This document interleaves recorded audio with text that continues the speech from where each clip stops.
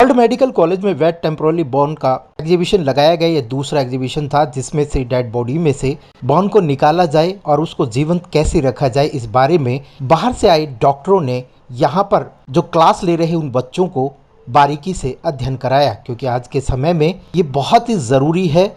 यहाँ पर आए डॉक्टरों ने अपने अपने वक्तव्य मीडिया के समक्ष रखे और उन्होंने कहा ये क्लासेस हर अस्पताल में होनी चाहिए ताकि यहाँ पर आए जो बच्चे हैं उनको बेहतर से सीख सके। यहाँ पर अनुभवी डॉक्टरों के द्वारा वो शिक्षा दी गई और बच्चों ने भी काफ़ी उत्साहित होकर यहाँ पर इनका अध्ययन किया। हम आपको बता दें कि यहाँ के चेयरमैन नरेंद्र सिंह ने लगातार मेडिकल कॉलेज के लिए बेहतर से बेहतर क्या हो सकता है उसके लिए लगातार इस तरह के एग्जीबिशन करते रहते हैं और बच्चों को बेहतर डॉक्टर किस तरह बनाया जाए ये उनका उद्देश्य है। बहुत से मेडिकल कॉलेज शायद ऐसे के मोह में फंसकर लगातार अलेगो काम करते रहते हैं, लेकिन नरेंद्र सिंह के द्वारा अनेकों इस तरह की चीज़ों के लिए समाज के लिए बेहतर करने का प्रयास हमेशा उनके लिए रहता है।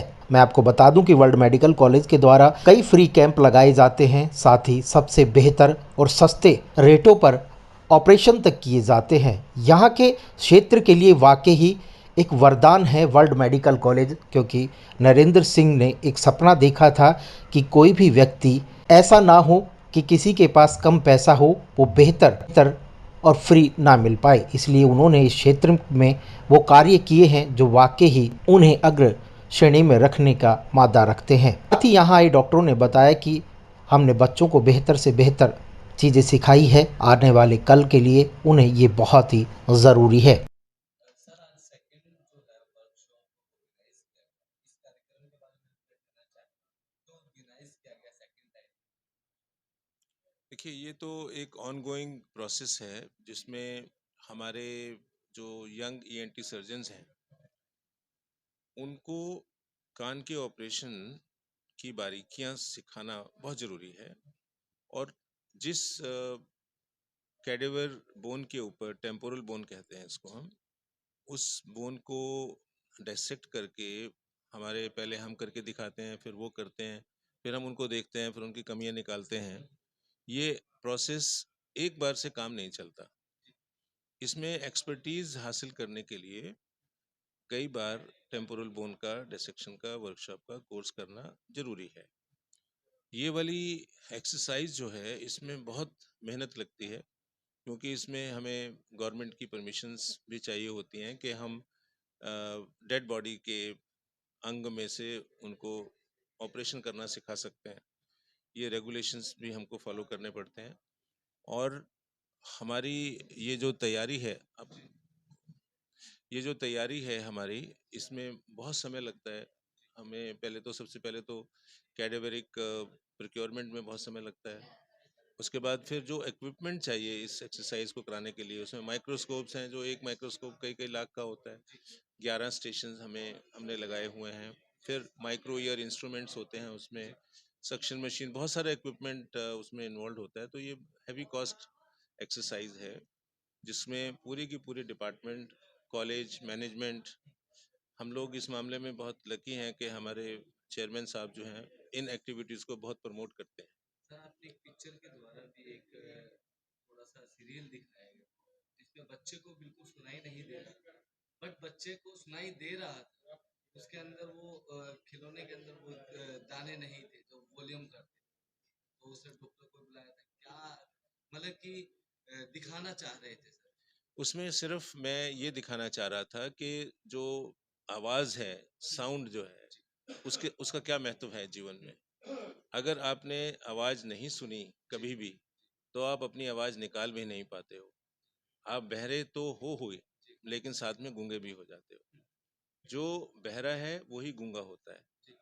तो ना सुनने से एक तो डेफनेस हो गई, और साथ के साथ में म्यूटिज्म, जिसको हम गूंगापन कहते हैं, वो एक एक और जो है डिसेबिलिटी जो है वो क्रिएट हो जाती है।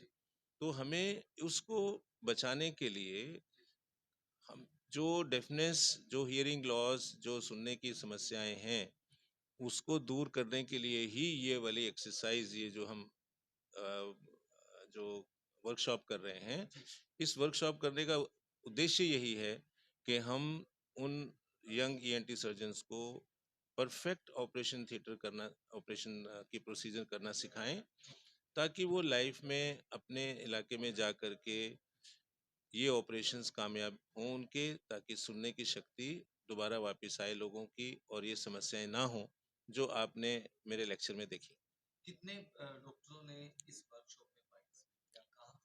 जी, हमारे यहाँ ये 21 मुझे मिलाकर के 22 लोगों की ट्रेनिंग हो जाएगी एक किस्म से, और 10 जो हैं उसमें ऑब्जर्वर हैं। तो हमने 32 लोगों को ट्रेन करना है 2 दिनों में, और ये हमारे ईएनटी सर्जन एमएस ईएनटी की डिग्री प्राप्त करने के बाद वाले हैं।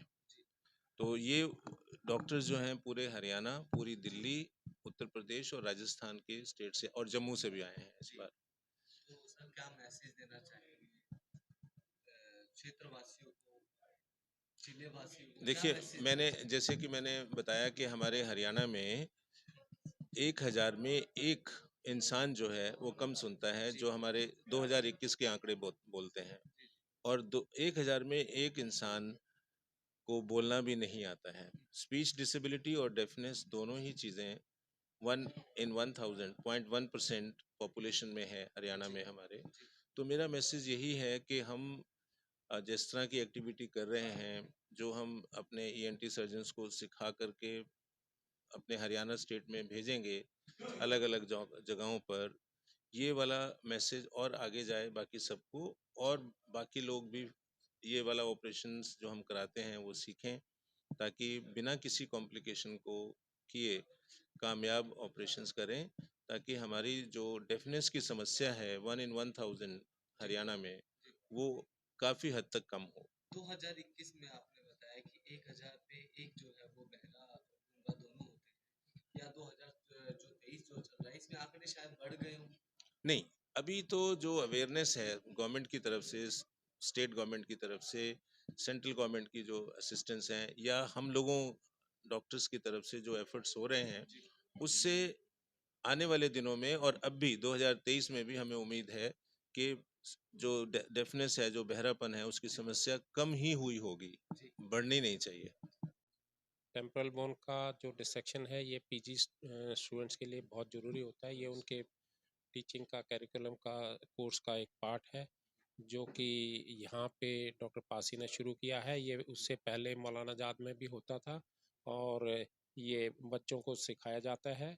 इससे काफ़ी थर्ड डायमेंशंस की जो स्ट्रक्चर्स हैं वो समझ में आती हैं, और जो कॉम्प्लेक्स जो आजकल कॉकलियर इम्प्लांट है उसके ट्रेनिंग के लिए तो ये मैंडेटरी है। इसके जैसे वर्कशॉप में देखा था डॉक्टर साहब, आप भी बता रहे थे कि इस तरीके से पिक्चर की जो स्क्रीन चल रही है, हाँ, उनके द्वारा कुछ हाँ, आप भी उसमें डिस्कस कर रहे हैं। हाँ। उसमें यही था कि उसको बोन को कैसे हार्वेस्ट करते हैं, मैंने तो ये बताया था, और उसकी क्या एनाटमी क्या है, कि जो डिटेल एनाटमी जो छोटे इनको पीजीज को इतना समझाया नहीं जाता, वो दिखा के मतलब डिसेक्ट करके दिखाया हुआ था। जो पुराने डिसेक्शन के वो फोटोग्राफ्स थे जो प्रोजेक्ट किए जा रहे थे। तो ये मतलब काफ़ी इंट्रिकेट सर्जरीज होती हैं जो बच्चों को बाद में मतलब सिखाई जाती है। तो ये प्रैक्टिस के लिए ये जो टेम्पल बोन का वर्कशॉप है ये बहुत अहम है, और हमारा मौलाना आज़ाद में बहुत पहले से ऑलमोस्ट 20 ईयर से ये चल रहा है। और जैसे ही डॉक्टर पासी आए हैं उन्होंने ये सेकंड वो किया है, तो इसको सीखने के लिए दिल्ली से बच्चे यहाँ आए हैं। तो I wish him all the best and it has been a grand success. There were 20 of this thing dissectors and 10 observers over there. So in all 30 students were being trained in this. मेरा नाम है जी retired air commodore doctor Aditya Bhargava. भारतीय भारतीय वायुसेना से retire हुआ हूँ। अभी प्रेजेंटली मैं पीजीआईएमएस रोहतक को हेड कर रहा हूँ, डिपार्टमेंट ऑफ ईएनटी का हेड हूँ जो ट्रेनिंग रखी गई, जी। ट्रेनिंग वर्कशॉप, जी सेकंड जी ट्रेनिंग वर्कशॉप हाँ जी। कार्यक्रम का आयोजन कराया गया, इसमें क्या कहना चाहेंगे? ऐसा है कि ये टेम्पोरल बोन वर्कशॉप इसको बोलते हैं, वेट टेम्पोरल बोन, यानी कि जो डेड बॉडी से निकाली जाती है और उसको ऐसे प्रिजर्व किया जाता है कि वो अपनी नेचुरल कंडीशन में रहे, जिससे कि हमारे जो पोस्ट ग्रेजुएट हैं जो ईएनटी में एमएस कर रहे हैं बच्चे, उनकी हैंड्स ऑन ट्रेनिंग हो। क्योंकि कान के ऑपरेशन में उनको सक्षम बनने के लिए उनकी ये ट्रेनिंग बहुत बहुत ज़रूरी है। इसमें near to the living person minus bleeding वगैरह नहीं होती है, तो सारे स्ट्रक्चर वैसे ही प्रिजर्व रहते हैं उसमें। तो उसी को हम ट्रेन करते हैं कि माइक्रोस्कोप कैसे यूज़ करें और उसमें जो वाइटल स्ट्रक्चर्स हैं उनको कैसे बचाएं और सर्जरी कैसे करें।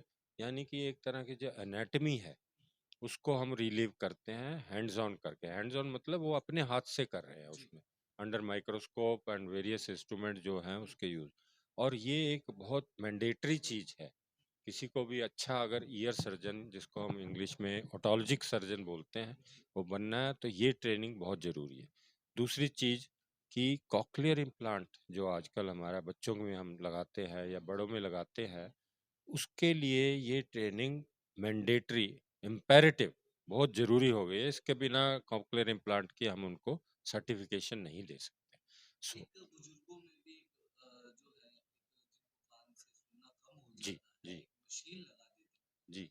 उसका भी कुछ इसमें महत्व अलग नहीं, से कैसे प्रोसेस है? वो वो टोटल अलग चीज़ होती है। कॉक्लियर इम्प्लांट बहुत बुजुर्गों में हम करते नहीं हैं, आज इंडिया में अभी नहीं कर रहे हैं, क्योंकि आपको पता ही है कि हमारे पास रिसोर्सेज की कमी रहती है। तो बुजुर्गों में हम दूसरी हीयरिंग एड लगाते हैं, पर धीरे-धीरे जैसे हमारे पास रिसोर्सेज, सर्जन्स बढ़ जाएँगे, तो बुजुर्गों में भी एक पर्टिकुलर एज तक हम उनको लगा के उनका वो कर सकते हैं। पर प्रेज़ेंटली अभी बुजुर्गों में लगाई नहीं जाती है ये। सिर्फ़ ये छोटे बच्चों में, थोड़े एडल्ट्स में या ऐसे लोग जिनको हीयरिंग की बहुत ज़रूरत है। मेरे को बहुत अच्छा है, ये मेरा यहाँ पे ही सेकंड है। और वैसे भी मैं डॉक्टर पासी और मेरी एसोसिएशन पिछले 48 साल से है। तो हम लोग एक-दूसरे को बहुत अच्छे से जानते हैं, सेम कॉलेज के हैं, ये हमारे से 1 साल सीनियर थे। बट हमने एमएस इकट्ठा किया है रोहतक से ही। तो यहाँ आके एक होम कमिंग लग रहा है सबसे पहले तो। ऐसा लग रहा है खुद के ही घर में आए हुए हैं। और दूसरे ये जो वेंचर है ट्रेनिंग का, देखिए हम शिक्षक हैं, हमारा काम है दीक्षा देना, शिक्षा देना। तो अगर किसी मेरे जैसे शिक्षक या कोई भी शिक्षक दीक्षा दे के अलग सी खुशी मिलती है। तो यही हम अपने बच्चों को सिखाना चाहते हैं, जिससे कि वो भारत के भावी भविष्य बने और हमारे हमारे पद चिन्हों पे चले या ना चले वो अलग बात है। पर यह है कि अच्छे अगर सर्जन बन जाए तो इससे अच्छे हमारे लिए और क्या बात हो सकती है।